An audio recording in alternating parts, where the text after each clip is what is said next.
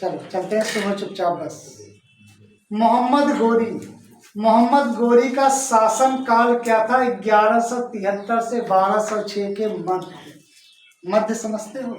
मध्य का मतलब हुआ कि 1173 और 1200 के बीच में था। 1173 से शुरू होता है और 1206 में क्या होता है? समाप्त होता है। अब देखो,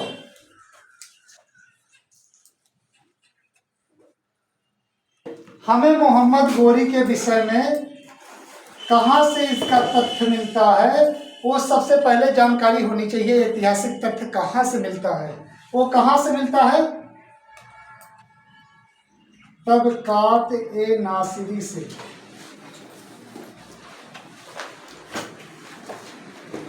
तबकात ए नासिरी को कौन लिखा है? ये एक बुक का नाम है, पुस्तक का नाम है।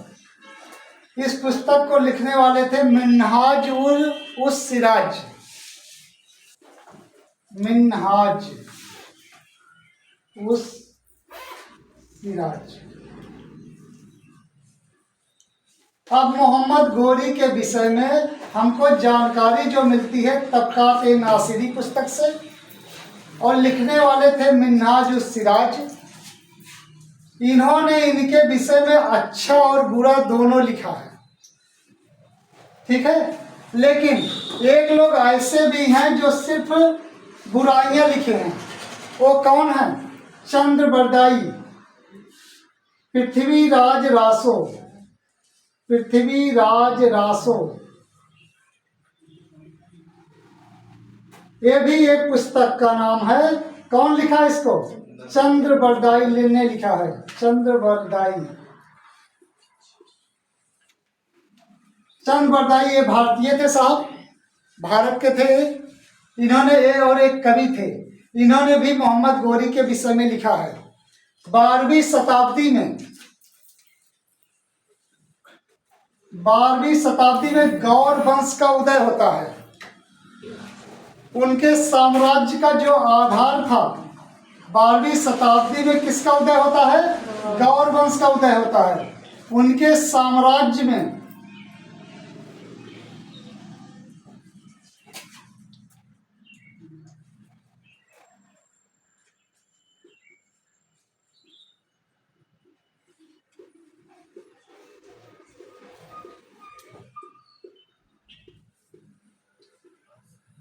उनके साम्राज्य का जो प्रमुख आधार था वो था उत्तर पश्चिम क्या? अफगानिस्तान।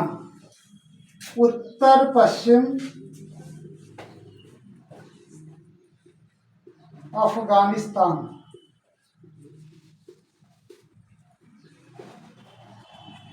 अब साहब इसको लगाने से हम वहां तक नहीं जा सकते अपने नक्शे तक, नहीं तो हम आपको बताते उत्तर पश्चिम अफगानिस्तान कहाँ पर स्थित है। अगर हमारे पास वो वाला होता, कान वाला होता, तो हम यहाँ से वहाँ भी भाग जाते, वहाँ से यहाँ भी चले आते। लेकिन ये प्रतिबंध लगा दिया है हमारे ऊपर कि मैं यहाँ से वहाँ तक जाऊँ। अगर यहाँ से वहाँ तक जाऊँगा तो पूरा कट जाएगा साहब, वो फिर पूरा नहीं जाएगा। आगे चलो। तो 12वीं शताब्दी में गौर वंश का उदय कहाँ पर हुआ? अफगानिस्तान में होगा साहब।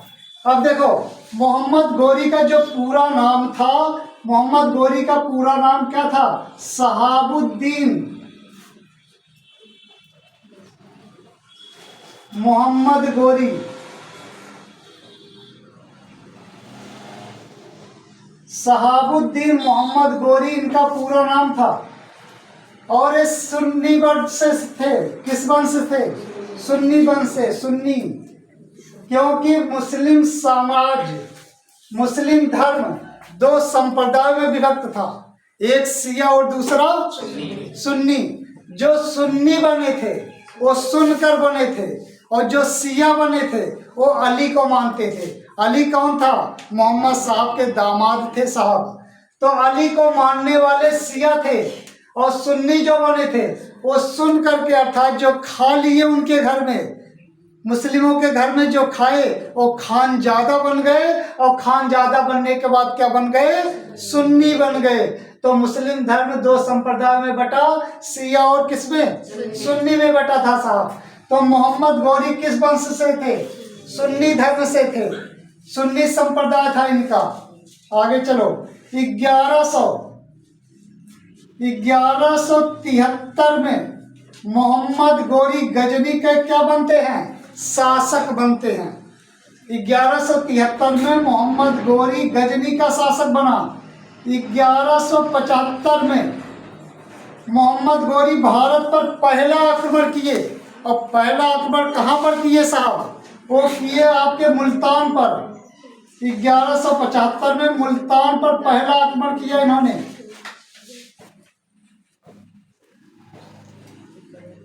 मुल्तान पर। मुल्तान इस समय कहाँ पर है? मुल्तान इस समय पाकिस्तान में है। पहले भारत का अभिन्न अंग हुआ करता था, अभी कहाँ चला गया ये? पाकिस्तान में है। जब इन्होंने मुल्तान पर आक्रमण किया, उसके बाद 1178 ईस्वी में इन्होंने पाटन गुजरात पर आक्रमण किया था। पाटन कहाँ पर है भाई? पाटन गुजरात में। गुजरात पर आक्रमण किया। उस समय गुजरात का शासक था भीम द्वितीय, और भीम द्वितीय ने इनको इतनी मतलब बेदर्दी से इतना ज्यादा इनको प्रताड़ित कर दिया कि हार करके फिर ये भाग गए कहाँ? गजनी।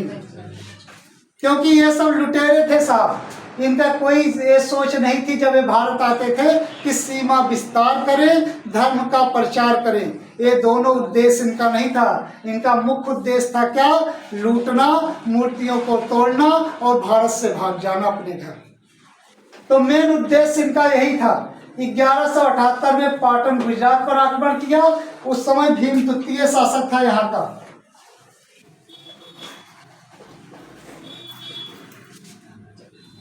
और साहब तुर्कों का पहला तुर्कों का जो आक्रमण था साहब, और पहली पराजय थी इनकी। क्योंकि इसके पहले जो आए थे महमूद गजनवी, वो 17 बार आक्रमण किए थे, कभी पराजित नहीं हुए थे।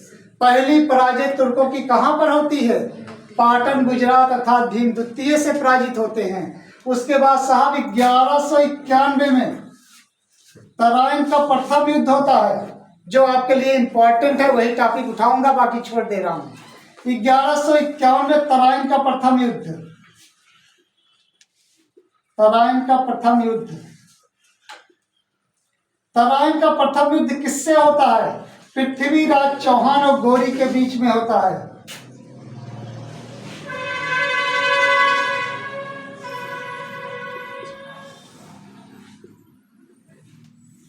इसमें गौरी की पराजय होती है तराइन के प्रथम युद्ध में। ये तराइन कहाँ पर स्थित है?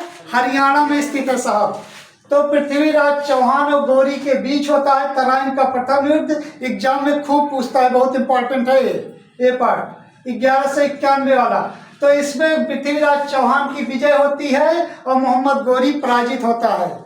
उसके बाद 1192 में तराइन का द्वितीय युद्ध होता है। तराइन का द्वितीय युद्ध।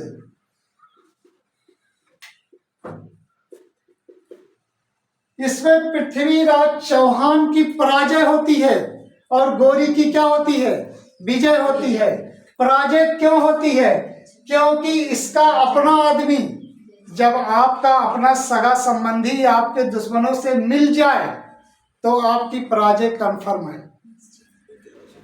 जैसे लंका का रावण हारा था, किससे? भगवान राम से हारा था।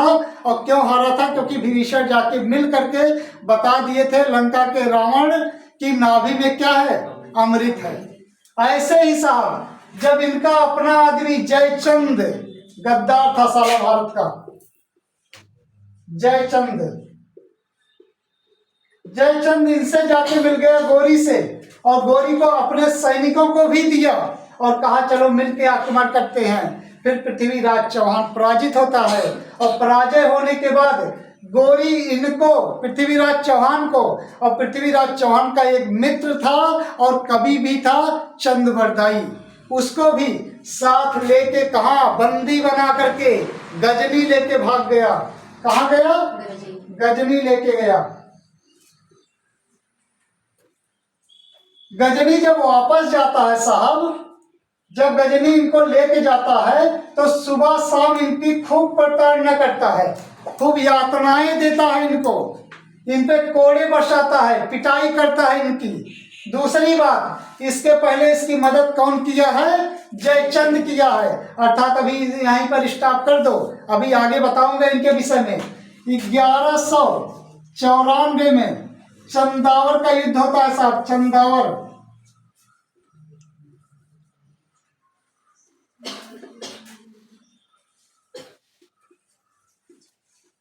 या कन्नौज का युद्ध, या कन्नौज।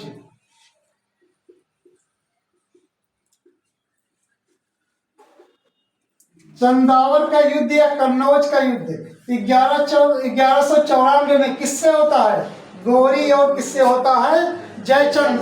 क्योंकि जब मोहम्मद गोरी इनको लेकर के वहां चला जाता है तो जयचंद अपने को शासक मान लेता है कि मैं अब यहाँ का शासक बन गया। लेकिन जब ये फिर वापस आता है वो मोहम्मद गोरी, अब किस पे आक्रमण करता है? क्योंकि इसकी कमजोरी पता चल जाती है, इस पे आक्रमण करता है चंदावर का युद्ध और इसको भी पराजित कर देता है। इसके भी पराजित हो, ये भी हार जाता है साहब। ये सब कब होता है? 17 आक्रमण होने के बाद भारत पर इसने 17 आक्रमण लगातार किया, हर बार पराजय झेलना पड़ा, कभी भी जीता नहीं। लेकिन 18वें आक्रमण में जब इनका साथ दे देता है जयचंद्र, तब इनको पराजित करता है और फिर इनको पकड़ के लेके कहाँ जाता है? गजनी जाता है। साहब मोहम्मद गोरी पृथ्वीराज चौहान के जब सामने आता है तो हमेशा डरता ही रहता है। क्यों? क्योंकि उसकी आंखें बड़ी बड़ी थी। किसकी? पृथ्वीराज चौहान की। जब किसी की आंखें बड़े बड़ी हो ना, ऐसे दिखा दे, देखो अभी डर लग जाता है साहब। तो ऐसे ही पृथ्वीराज चौहान की आंखें बड़ी बड़ी थी, जब ऐसे देख लेता था इनको गोरी को तो डर के मारा हाथ पैर कीर्तन करने लगते थे साहब। जब कीर्तन करने लगते थे तब ये सोचा कि क्यों ना इसका आंख ही फोड़ दी जाए, और जब आंख फोड़ दी जाएगी तो डर खत्म हो जाएगा। इसने क्या किया? लोहे का छड़ लेके उसको पिघलाया, गर्म किया, गर्म करने के बाद सीधा दोनों आंखों में भोंक दिया साहब, दोनों आंखें फोड़ डाला उसकी। अब वो हो गया अंधा बेचारा। जब अंधा हो गया तो डर खत्म, जब देखेगा है ही नहीं तो डर किस बात की होगी। उसके बाद इसने क्या किया? मोहम्मद गोरी ने एक आयोजन कराया, एक प्रतियोगिता करवाया। वो प्रतियोगिता कौन सी थी? तीरंदाजी प्रतियोगिता, तीरंदाजी। एक प्रतियोगिता का आयोजन करवाया। अब दूर दूर देशों से लोग प्रतियोगी आने लगे तीरंदाजी के लिए। तो पृथ्वीराज चौहान ने कहा कि साहब मैं भी इस प्रतियोगिता में भाग लूंगा। तो ये हंसता है बड़ी तेजी से, कहता है कि अंधा भी भाग लेगा, क्या करोगे भाई अंधा, जब आपको दिखाई देगा नहीं तो तीर और बाण कैसे चलाओगे, दोनों का संपर्क कैसे हो पाएगा। तो चंद बरदाई इनका जो वो था, कवि था, मित्र था, उसने कहा साहब कि ये शब्द भेदी बाण चलाते हैं। कौन सा बाण? शब्द भेदी बाण, शब्द भेदी बाण। ये शब्द भेदी बाण चलाना जानते हैं। शब्द भेदी बाण का मतलब होगा आप वहां से बोलोगे तो मैं बाण चला दूंगा और आपको बाण लग जाएगी। तो उसमें अंधा ही काम करता है। तो शब्द भेदी बाण के लिए तो ये इनको तब नया एक चीज मिला कि शब्द भेदी बाण भी कुछ कोई चीज होती है। तो इनको लगा कि चलो भाई, सबके बाद कहा कि भाई चौहान आप आ जाओ, आपका नंबर आ गया। जब ये यहाँ आता है शब्दभेदी बाण पर अपना बाण उठाता है, अब किसको मारेगा, कहाँ पे छोड़ेगा पता है नहीं। तो इन्होंने क्या किया? क्या नाम था इनका, इनके दोस्त का? चंद बरदाई ने एक इशारा किया। वो इशारा क्या था बताता हूं आपको। इशारे से इनके कान में कुछ कहते हैं। वो था ये 4 बांस 24 गज।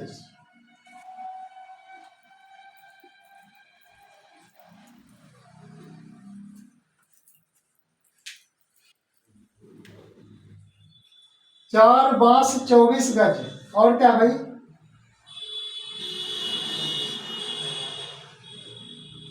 और क्या है? 4 बांस 24 गज। अंगुल अष्ट प्रधान, अंगुल अष्ट प्रधान।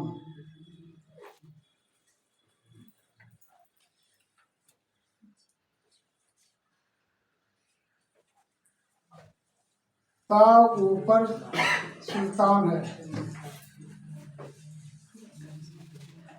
मत चूको चौहान।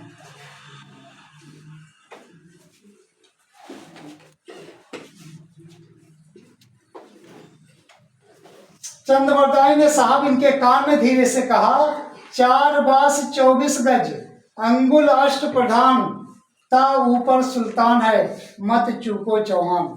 सुल्तान असल बात क्या था, 4 बास की तरह से 4 खंभे लगे हुए थे, सिंहासन पर बैठा हुआ था। इस सब नाटक देख रहा था, प्रतियोगिता का जो प्रतियोगिता का आयोजन था उसका मजा ले रहा था। तो 4 बास 24 गज, 4 बास लगा हुआ है, 24 गज मतलब 24 गज ऊपर बैठा है। अंगुल अष्ट प्रधान, 8 अंगुल के ऊपर है साहब। ता ऊपर सुल्तान है, मत चूको चौहान। उन्होंने कहा चौहान चूको मत, मार दो, ऐसा मौका अब दोबारा नहीं मिलेगा। उन्होंने तीर अपना निकाला, उसके बाद सीधा तरकस पे डाला और सीधा मार दिया, उनके जाके सीने में लगा और आह करके गिर गया साहब। जैसे गिरा तैसे ही चंद्रबरदाई ने तलवार उठाया उनका, चौहान का, इनका सॉरी गोरी का, और मार दिया किसको, पृथ्वीराज चौहान को। पृथ्वीराज चौहान ऐसे ऐसे तभी कर रहा था कि तब भी हिम्मत कस के वो भी अपना तलवार लिया और मार दिया किसको, चंद्रबरदाई को मार दिया। क्यों ऐसा किया गया, क्योंकि पृथ्वीराज चौहान ने कहा था अपने मित्र से कि साहब मुझे कोई तुर्क न मारने पाए, मुझे अगर कोई मारे तो भारतीय मारे या मैं अपने आप से मरूं। जैसे आप जानते हो भारत के क्रांतिकारी थे चंद्रशेखर आजाद, उनके पास जब लास्ट गोली बची थी तो दुश्मनों को मारने के बाद भागते भागते अल्फ्रेड पार्क इलाहाबाद पहुंचे और लास्ट गोली से खुद मार लेते हैं, लेकिन दुश्मन के हाथ अर्थात अंग्रेजों के हाथ नहीं मरते हैं साहब, तो खुद को मारते हैं। ऐसे ही इन्होंने उनको मार दिया और उन्होंने क्या कर दिया, इनको मार दिया। दोनों की मृत्यु हो जाती है और 1206 में साहब मोहम्मद गोरी की भी मृत्यु हो जाती है। इसके पहले साहब 1198 में जो इम्पोर्टेंट पार्ट है वही उठा रहा हूँ, बाकी सारी लड़ाइयाँ छोड़ रहा हूँ, क्योंकि ये 17 आक्रमण तक कभी भारत में विजय पाए ही नहीं। 17 आक्रमण तक गोरी एकदम पराजित होता रहा। 18वें आक्रमण में जब इनका साथ जयचंद देता है तभी इन पर विजय प्राप्त होती है और इनको उठा ले जाता है कहाँ, गजनी। इसके पहले कोई भी आक्रमण जीता नहीं था एक मोहम्मद गोरी। तो अब 1198 में इनका कौन था, इनका था वो सेनापति, सेनापति जिसका नाम था बख्तियार खिलजी।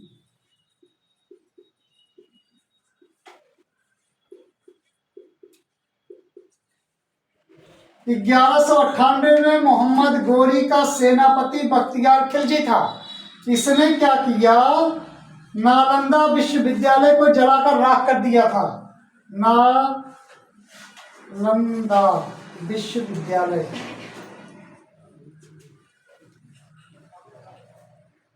बहुत इंपॉर्टेंट पार्ट है। एक तो आपका 1192 तराइन का द्वितीय युद्ध, 1191 तराइन का प्रथम युद्ध, दूसरा 1194 चंदावर का युद्ध, चौथा कौन सा है 1198 में सेनापति बख्तियार खिलजी ने नालंदा विश्वविद्यालय को जलाकर राख कर दिया था। ये सबसे इम्पोर्टेंट ये है क्योंकि एग्जाम में खूब पूछता है कि नालंदा विश्वविद्यालय को कौन जलाकर खाक किया था, तो वो था सेनापति बख्तियार खिलजी। क्यों जलाकर राख किया था, आप सबके दिमाग में आता होगा क्यों ऐसा किया गया। क्योंकि उस समय प्राचीन काल में सबसे विशिष्ट, सबसे वीआईपी, सबसे अच्छा, सबसे प्राचीन विश्वविद्यालय कौन सा था, नालंदा विश्वविद्यालय था। खूब प्रसिद्धि थी इसमें। क्यों, क्योंकि साहब नालंदा विश्वविद्यालय पूरा का पूरा बौद्धिस्ट था, बौद्ध धर्म पर आधारित था। वहां पर क्या था बौद्ध धर्म में कि वहां पर नालंदा विश्वविद्यालय में लगभग 100 भवन थे।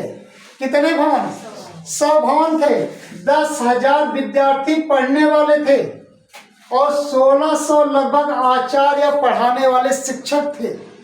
अब आप समझ सकते हो, जहाँ पर 10,000 विद्यार्थी पढ़ते हो, 1600 टीचर हो, अर्थात अध्यापक, आचार्य, मास्टर जो भी कह लो, वो थे 1600 लगभग। इतने लोग पढ़ते थे। हर विद्यार्थी के लिए अलग अलग कमरा भी था और हर टीचर के लिए था। 3 से 4 पुस्तकालय की भी व्यवस्था थी। कितने पुस्तकालय थी? 3 से 4 पुस्तकालय थी। हर स्थान स्थान पर बुद्ध भगवान की मूर्तियां बनी थी। चारों तरफ भगवान बुद्ध की मूर्ति बनी थी। और आप जानते हो कि ये लोग क्या थे जो लुटेरे आए थे भारत में, चाहे महमूद गजनवी हो, चाहे मोहम्मद गोरी थे, ये सब सिर्फ क्या करते थे? मूर्ति भंजक थे या बुद्ध सिकम कहा जाते थे। किसको कहा जाता था? महमूद गजनवी को। क्यों? क्योंकि ये लोग मूर्ति को तोड़ दिया करते थे। मूर्ति पूजा इनमें नहीं है। आपको बताया था आयत नंबर 28 कुरान में ऐसा दर्ज किया गया है कि मूर्ति पूजन में, मूर्ति पूजन नापाक होता है इनमें साहब। तो सेनापति बख्तियार खिलजी ने क्यों जलाकर राख किया था? इनकी कहानी सुनो। वास्तव में सेनापति बख्तियार खिलजी एक बार बीमार हुआ और असाध्य रोग उसको पकड़ लिया। असाध्य रोग जो समझते हो ना, जैसे कैंसर, प्राचीन काल से यही चला आ रहा है। टीबी भी था, अभी टीबी कब्जे में हो गया। अगर आप प्रारंभ में इसका इलाज करा लेते हो तो आप बच जाते हो, अन्यथा टीबी भी असाध्य रोगों में आता है। और एड्स है, अभी देखो आपका कोरोना आ गया साहब, ये भी असाध्य रोगों में से है।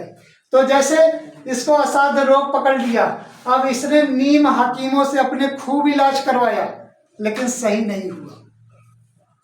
इनके इलाज काम नहीं किए। जब इनके धर्म के नीम हकीमों ने इलाज किया, सही नहीं हुए, तब इनसे एक लोगों ने कहा कि आपका इलाज एक लोग कर सकते हैं, अगर आप उनसे करवाओ। नालंदा विश्वविद्यालय के एक आचार्य हैं जिनका नाम है बद्री प्रसाद राहुल, पंडित बद्री प्रसाद राहुल आपका इलाज करेंगे अगर, तो हो सकता है आप सेफ बच जाओ, आप सही हो जाओ साहब। तो इन्होंने कहा मैं हिंदू वर्ष से किसी से इलाज नहीं करवाऊंगा, क्योंकि मेरे लिए वो क्या है? काफिर है। काफिर, काफिर का मतलब समझते हो?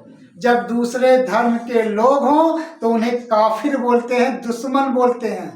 जैसे मुस्लिमों के लिए हिंदू दुश्मन होता है और उनके लिए मुस्लिम, हिंदुओं के लिए मुस्लिम, मुस्लिम के लिए हिंदू काफिर होते हैं। इसने कहा मैं किसी काफिर से अपना इलाज नहीं कराऊंगा।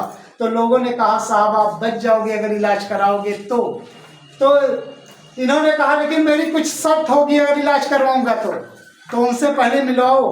तो उन लोगों ने बद्री प्रसाद से आके कहा, बद्री प्रसाद या राहुल, इन सब लोगों ने प्रार्थना किया कि आप बख्तियार खिलजी को बचा लो। तो जब इनसे प्रार्थना किया बख्तियार खिलजी को बचाने के लिए, तो इन्होंने कहा ठीक है भाई मैं चलता हूँ। तब इनके पास गए। जब इनके पास गए तो इन्होंने 2 शर्त रखी। शर्त ये रखी कि बख्तियार कि आप मेरा किसी भी हिंदू जड़ी बूटी से इलाज नहीं करोगे। इन्होंने कहा ठीक है भाई। दूसरी चीजें, आप मुझे कुछ ऐसे खाने की चीज नहीं दोगे जिससे मेरे धर्म का पालन ना हो सके। इन्होंने कहा ठीक है भाई, अगर ऐसी बात है तो मैं इलाज करता हूँ। इन्होंने एक कुरान बनाई, किताब, कुरान की किताब बनाई और इनको दे दिया बख्तियार खिलजी को और कहा डेली आप इसका अध्ययन किया करना। तो जानते हो जब मुस्लिम धर्म वाले वो पढ़ते हैं ना कुरान ऐसे रख के, तो साहब थूक जरूर लगाते हैं। थूक लगा के ऐसे पन्ना पलटेंगे, फिर ऐसे करेंगे, फिर चलेगा, ऐसे ही पढ़ते हैं वो। सारे मुस्लिम की यही कहानी होती है, थूक जरूर लगाते हैं साहब। तो थूक लगा के पेज पलटते हैं। तो जैसे जैसे वो पढ़ते गए, जैसे जैसे दिन बीतता गया, तैसे तैसे वो सही होते चले गए। अब उन्होंने कहा कि ये बताओ मैं अपने नीम हकीमों से सही नहीं हो सका, तो कैसे एक हिंदू वर्ग का एक पंडित के वर्ग से उससे कहने से मैं सही हो गया? इसका मतलब कुरान पढ़ने से सही हुआ मैं। तो बाद में उन्होंने पता किया, तो इनसे पूछवाया कि ये बताओ मैं सही कैसे हो गया? तो इन्होंने कहा साहब मैं बताऊंगा तो साहब आप मार दोगे मुझको। कहा नहीं मैं मारूंगा नहीं, बताओ। तो इन्होंने कहा जिस आप बुक को, किताब को पढ़ रहे थे ना, उसमें जड़ी बूटियों का लेप लगा के मैंने बनाया था। और जो जो आप थूक लगाते गए, पन्ना पलटते गए, तो आपके इस पे आया गया। जैसे होम्योपैथिक की दवा, एक बूट डाल दिए, जाओ अजर अमर हो गए। होता है ना, जीभ खुलवा कहते हैं, जीभ निकालो और फिर 2 बूट डाल देते हैं दवाई और कहते हैं अब आज दवा मत खाना साहब, कल से खाना, आज रामबाण दे दिया हूँ आपको। तो ऐसे ही, तो जैसे जैसे पन्ना पलटते गए तैसे तैसे ये सही होते गए। और उस पन्ने में क्या लगा था? दवा लगा था, जड़ी बूटी का लेपन था, वो पन्ना उसी से बना हुआ था। अब इसको तो बड़ी तेज से गुस्सा आई कि जब मैंने मना किया था तो जड़ी बूटी लगाई क्यों नहीं। अब इसने कहा एक काम करो, इसके पास चलो। ये अपने सैनिकों के लेकर के कहाँ पहुंच गया? नालंदा विश्वविद्यालय। पहुंचने के बाद चारों तरफ जितने भी दरवाजे लगे थे सारे को बंद करा दिया और एक टुकड़ी 8-10 लोगों के अंदर घुस गए। और घुसने के बाद सब लोग बैठ के पढ़ रहे थे। उस समय भगवान बुद्ध की मूर्ति रखी हुई थी बड़ी सी, और सब लोग ऐसे, आप लोग जानते हो बुद्ध भगवान को मानने वाले वही लाल लाल वस्त्र या सफेद वस्त्र पहन के, बाल और छिला के ज्यादातर लोग। उसके बाद सब लोग ज्ञान की प्राप्ति कर रहे थे। अब उसी के बीच पहुंचे, अपनी तलवारों की धारों से सबको मारना शुरू कर दिया। हजारों का कत्ल कर डाला इन लोगों ने। उसके बाद कुछ लोग कुछ पुस्तकों को लेके भाग गए, यहाँ तक कि तिब्बत पहुंच गए। आप जानते हो चीन और तिब्बत वाले बुद्ध भगवान को बहुत मानते हैं ना। तो वहाँ कुछ लोग भाग गए, कुछ लोग कूद फान के, स्टूडेंट लाइफ जानते ही हो। अभी आपको यहाँ से भागना पड़े ना तो आप लोग ऐसा फरलांग मारोगे ना, पूछो ना, बानरी सेना बन जाते हो। तो ऐसे ही कुछ लोग भाग गए वहाँ पे, और जो कुछ बचे वो सब मार खाए, मर गए। उसके बाद उन्होंने क्या किया? कहा यही नहीं, जितने पुस्तकालय हैं सब में आग लगा दो, क्योंकि न रहेगी बांस न बजेगी बांसुरी। अगला कोई इस चीज का प्रयोग नहीं कर पाएगा। जो जड़ी बूटी से बनी हुई पुस्तक थी सबको जलवा दिया, और वो 6 महीने तक लगातार जलती रही। आप समझ सकते हो, इतनी किताबें, इतनी सब कुछ थी, 6 माह तक धू धू धू धू करते हुए जल रही थी। पूरा नालंदा विश्वविद्यालय जला था। और ऐसा तब हुआ साहब जब इसने सिर्फ क्या किया था, इनको बचा लिया था। नेकी कर दरिया में डाल, एक कहावत है ना। तो नेकी भी किया, इसको जिंदा भी किया। जबकि हमारे भारतीय क्या होते हैं साहब, आप जानते हो, डॉक्टर ये कहते हैं कि मेरे लिए न जात होती है न धर्म होता है, जो भी मेरे पास आया मैं सबका इलाज करूंगा। यही होता है ना, डॉक्टर का यही कर्तव्य होता है। लोग मानते हैं उसको भगवान, दूसरा भगवान डॉक्टर को माना जाता है। लेकिन इसने जब इनको बचा लिया तो साहब पूरा नालंदा विश्वविद्यालय जला के खत्म कर दिया। और आपका टॉपिक यही खत्म हुआ। अब इसमें से सबसे ज्यादा इंपॉर्टेंट क्या है वो सुनो। मोहम्मद गोरी, यही रख लो साहब, मोहम्मद गोरी का कार्यकाल कब से कब था? 1173 से 1206। इनके विषय में जानकारी कहाँ से मिलती है? तबकाते नासिरी से मिलती है। दूसरा कहाँ से मिलती है? दूसरा मिलती है पृथ्वीराज रासो से मिलती है। 2 चीजें। आगे चलो। उसके बाद पहला आक्रमण इन्होंने किया था 1173 में, इनको राजगद्दी मिली थी। कहाँ? गजनी का शासक बना था। 75 में पहला आक्रमण किया था भारत पर, मुल्तान पर। उसके बाद 1178 में किया था। कहाँ पर किया था साहब? पाटन गुजरात पर किया था, जहाँ पर पराजित हुआ था। ऐसे ही 17 आक्रमण किया, लगातार पराजित हो गया। 18वीं आक्रमण में पृथ्वीराज चौहान को, अर्थात तराइन के द्वितीय युद्ध में पृथ्वीराज चौहान को पराजित किया था। वो भी रीजन था कि जयचंद इनकी तरफ मिल गया था, एक चीज। और तराइन का प्रथम युद्ध कब हुआ था? तराइन का प्रथम युद्ध हुआ था 1191 में। तराइन कहाँ पर स्थित है? हरियाणा में स्थित है साहब, करनाल में। हरियाणा के करनाल में स्थित है। 1194 में चंदावर का युद्ध होता है, पृथ्वीराज चौहान और किसके बीच हुआ था? जयचंद के बीच हुआ था। 1198 में सेनापति बख्तियार खिलजी ने नालंदा विश्वविद्यालय को जलाकर खाक कर दिया था, राख कर दिया था।